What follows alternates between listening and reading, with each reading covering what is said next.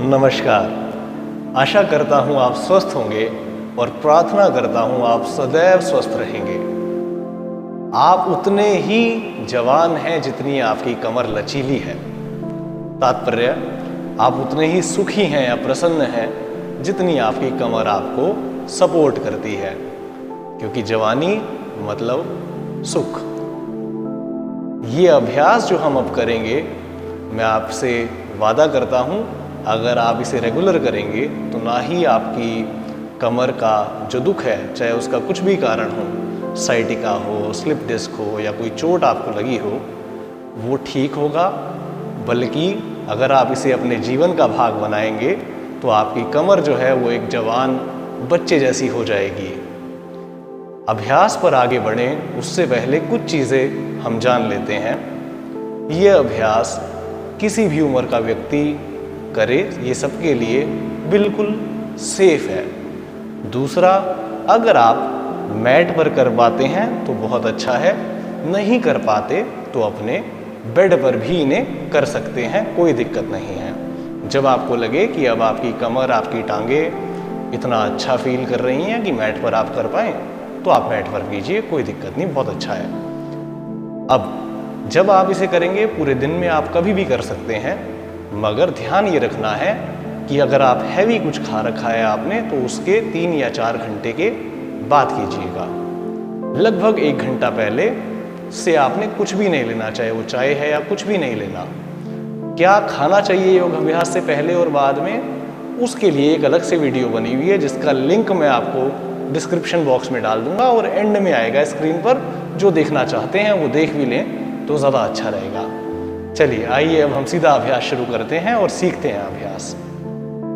ये जितने भी अभ्यास हम करेंगे, आप जितना आराम से कर पाएँ उतना कीजिएगा, और जो कर पाएँ वो ही कीजिएगा। अभी धीरे धीरे सारे होने लगेंगे, मगर अपने शरीर का ध्यान रखिएगा कि जो आप आराम से कर पाएँ। बहुत मुश्किल नहीं देनी, थोड़ी सी कठिनाई तो हम सह सकते हैं, बहुत ज़्यादा नहीं देनी। इसे बोलते हैं मकर आसन का एक सरल वेरिएशन है।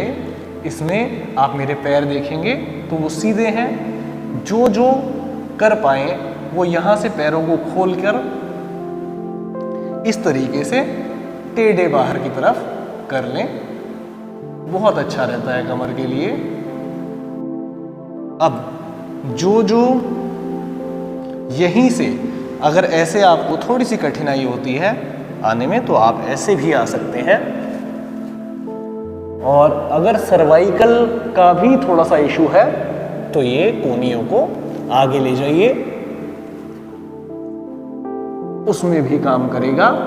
करना है लगभग 10 सेकंड 15 सेकंड, जितना आपको आराम लगे उतनी देर कीजिए।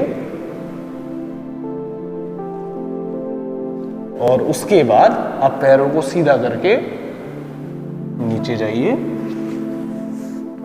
थोड़ा आराम करिए। 10 से 15 सेकंड हमें कैसे पता चलेगा? वो ऐसे पता चलेगा जब आप उसकी गिनती करेंगे। तो आपने गिनती करनी है, जब आप आसन में होंगे उसकी गिनती कीजिए कि कितनी देर आपको हो गई है। 5 सेकंड भी कर सकते हैं अगर आपको थोड़ा सा अनकंफर्टेबल लगे। इसमें लगेगा नहीं अनकंफर्टेबल वैसे। अब यहाँ से अपने एक टांग को, आपने घुटने को मोड़ा और एड़ी को अपनी हिप के जितना पास आराम से ला सकते हैं। चाहे वो इतना है, अपने हिसाब से कीजिएगा, चाहे वो इतना है उतना आपने उठाकर लाने की कोशिश करनी है। ज़्यादा ला सकते हैं तो ज़्यादा लेकर आइए, और फिर 5 तक गिनिए, ऐसे आराम से नीचे जाइए। फिर सेम अभ्यास दूसरी टांग से।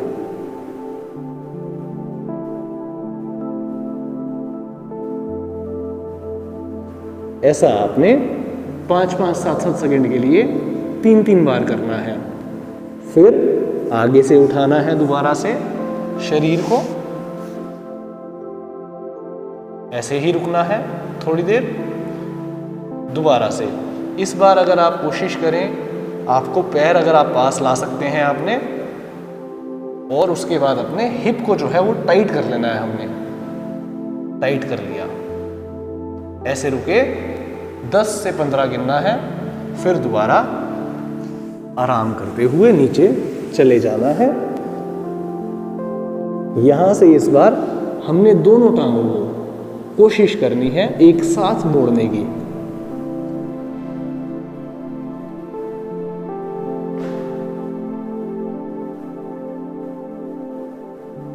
जितना भी कर पाए आप, वही 10 से 15 सेकंड आपने किया और फिर टांगों को नीचे ले गए।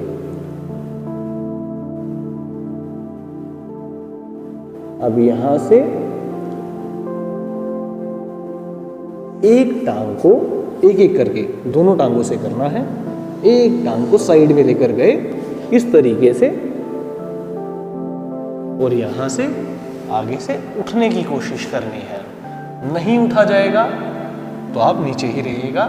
उठ सकते हैं तो यहां उठिए और यहां रहिए।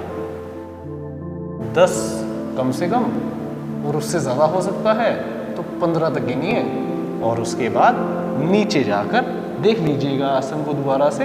बहुत सिंपल है वैसे तो, दोनों तरफ से करना है हमने। ध्यान आपने रखना है, कोई भी आसन करते हुए जल्दी नहीं करनी, आराम से करना है, सारा कुछ समय लेकर करना है। अब इस अभ्यास में अपने हाथों को एक साथ दबाया और ऐसे शरीर को जितना उठा पाए, वो जितना उठ पाए उतना उठाने की कोशिश करनी है। आप पैर खोल के भी रख सकते हैं, कर पाए तो पैरों को जितना पास ला पाए उतना पास लाने की कोशिश करनी है। ये ऐसे नहीं होता, जितना होता है उतना कीजिए, कोई दिक्कत नहीं है। 5 सेकंड से लेकर 10 सेकंड तक आप इसमें रहिए। हर आसन के बीच में 5 सेकंड का, 7 सेकंड का गैप अच्छा रहता है।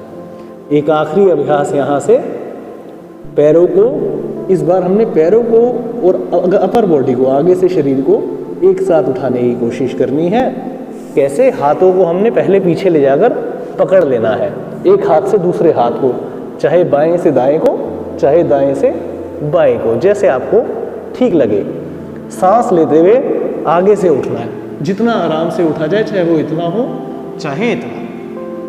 फिर पैरों को भी यहीं से हमने उठाने की कोशिश करनी है, वही चाहे थोड़े से उठे चाहे ज्यादा उठे।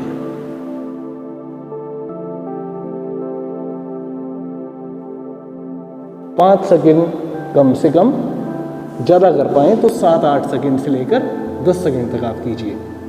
अब यहाँ से आगे के अभ्यास हम कमर के बल लेट कर करेंगे।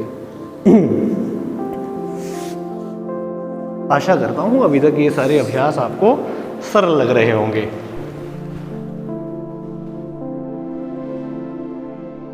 कमर के बल लेटकर सबसे पहले सुप्तुद्राकर्षण आसन। टांगों को हमने मोड़ लिया, एड़ी को जितना पास रख पाए अपने हिप के, आराम से उतना पास रखें, चाहे वो इतना हो चाहे वो इतना, जितना भी आपको कंफर्टेबल लगे। शरीर को ज़्यादा खींचना नहीं है। हाथों को आप ऐसे रख के कीजिए। सबसे पहले तो यहाँ से हमने टांगों को एक साइड लेकर जाना है। टांगों में गैप देख लीजिएगा, ये मैं टांगों में गैप के साथ कर रहा हूँ। यहाँ से सांस छोड़ते हुए साइड में लेकर गए टांगों को। इसमें आप हाथों को ऐसे खोल कर भी रख सकते हैं और सिर के नीचे भी रख सकते हैं।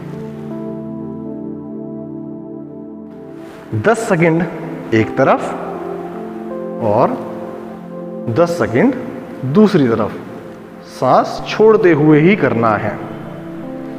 आसन में पहुंचने के बाद सांस नॉर्मल हो जाएगी। सांस लेते रहिएगा और छोड़ते रहिएगा। टांगे वापस आई। यहां से अब कोशिश करनी है हमने कि हम अपनी टांगों को उठा लें जितना कंफर्टेबल है। फील करें अपनी लोअर बैक को आराम मिलते हुए। कुछ देर ऐसे ही रहने की कोशिश कीजिए। अगर आप कंफर्टेबल हैं तो यहीं से अपने टांगों को हग करना है, यानी गले मिलना है टांगों से अपनी। और जैसे अपने बच्चे को गले मिलकर हम पास में खींचते हैं या अपने प्रियजन को से गले मिलकर हम पास में लाते हैं, वैसे लाने की कोशिश करनी है। ये घुटनों को जितना, थाई को जितना पास ला पाए अपनी छाती के उतना अच्छा।